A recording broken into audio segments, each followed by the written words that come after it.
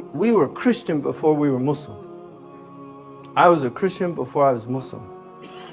We had to wear what was called your Sunday best to go to church.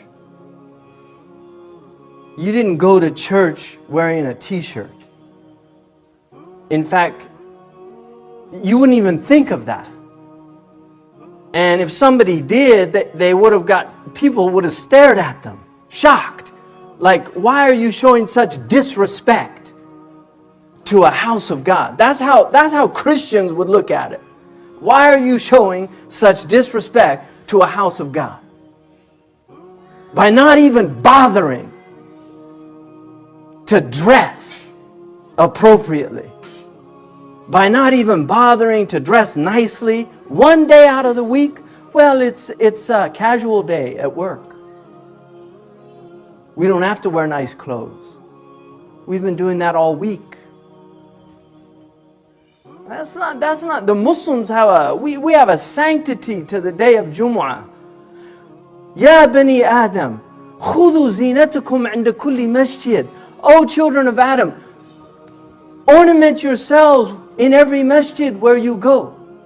Ornament yourselves.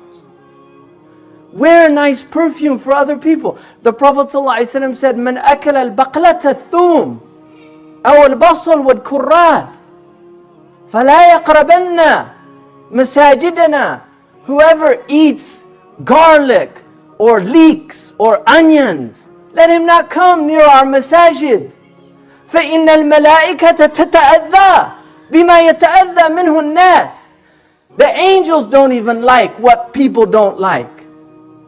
So if you come to the masjid smelling like last night's meal, and then you pray next to a person who's thinking about paradise, and you're reminding him of hell. Seriously, we have a problem. We have a problem. The masjid is supposed to be a place where you come for spiritual repose. It's a place of dignity. It's a place of sakina. The Prophet ﷺ said, if you come into the masjid, don't raise your voice, don't talk. He said you're in prayer until you leave the masjid.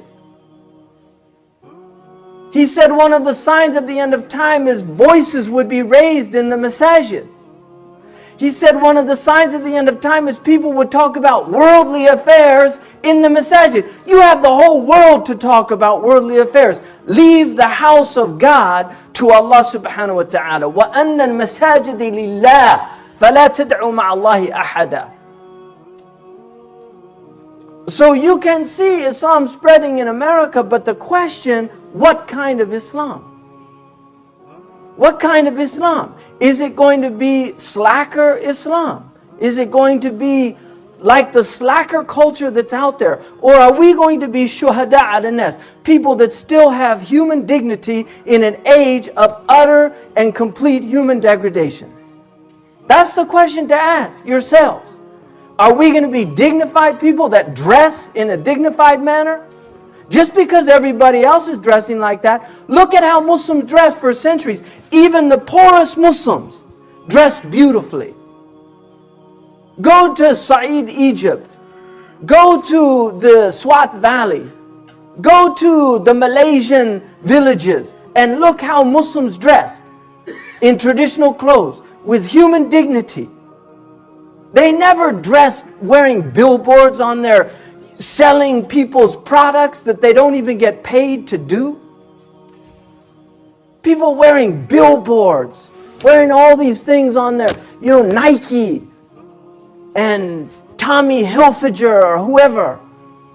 I ask people, are they paying you? Do you have a contract? You're a human billboard. They pay money to put their name on billboards, cardboard boxes out there. They put money. They give money to put their names on billboards. They give money to put their names on pixelated images on the internet, and yet you're allowing them for free to put their name on your body, created by Allah subhanahu wa ta'ala, and you don't even think about it. Human billboards. Total, complete, utter human degradation. This is what's happened to Bani Adam. The Khalifa of Allah subhanahu wa ta'ala, the only creature that walks upright, straight, mustaqim, with dignity, the only creature that can articulate his needs, that can complain if he has complaints, that can praise if he feels a need to praise, that can give thanks and gratitude. We're the only creature that can do that. Other creatures, dogs can show some gratitude, but they can't write a thank you note. Human beings are something exalted. We're an exalted species, and yet we've allowed Iblis to completely and utterly abase us. To rub our noses in the dirt, not for the sake of Allah in sajda, but to show what utterly degraded creatures we are. Because that was his claim. He said, you're choosing him over me? I'm a high thing, he's a low thing, he's nothing. And Iblis has been given respite until the end of time to prove to God that God was wrong. That's what Iblis wants to do. He wants to prove to God, to Allah subhanahu wa ta'ala, you were wrong in choosing Bani Adam. You should have chosen me and my progeny. I'll show you really how to worship you. Envy. And so that's his mission. 7/24. 7 days a week, 24 hours a day. To degrade human beings. Strip them of their ornaments. Make them naked. The Prophet ﷺ said one of the signs of the end of time is you'll see people walking in marketplaces, meaning they're not Aboriginal people. Where Aboriginal people are like children. They have a purity, so they dress, they have so attained. They're not in marketplaces. He didn't say public, he said in marketplace, in civilized places. You will see people walking with their thighs fully exposed. That's a sign of the degraded state of people, not Aboriginal people.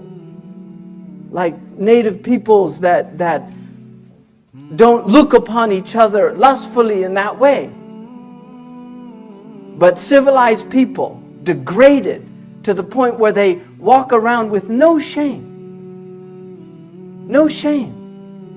Shame is a beautiful thing. Haya, modesty. لِكُلِّ دِينٍ خُلُقٍ وَخُلُقَ الْإِسْلَامِ الْحَيَاءِ. Every religion has a quality and a characteristic, and the quality and characteristic of my religion is modesty.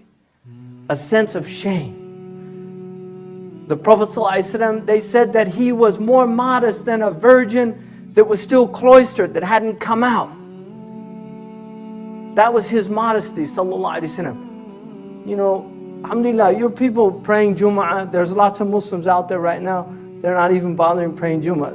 The good people, you know, inshallah, we ask Allah to be amongst the good people. But the good people come, even if they come in less than the highest desirable state. You know, so I'm not in any way, it's not for ta'yir, to make fault or blame anybody. It's just tanbih al-ghafil, to remind people, wallahi, it's my intention. It's not to expose anybody or make any fault. It's just a reminder. وَذَكِّرْ فَإِنَّ ذِكْرَ تَنْفَعَ الْمُؤْمِنِينَ. But I have to be honest with you, I've mentioned this. People have come up to me afterward, don't tell me how to dress. You know, get angry. I'm doing it out of ghayra. You know, you have that word in Urdu for people that speak Urdu. Ghayrat. You know, ghayrat. Ghayra is a beautiful word in Arabic. Because it's the idea of a protectiveness that you have for something that you hold dear. And if anybody tries to diminish the respect of that thing, you feel angry.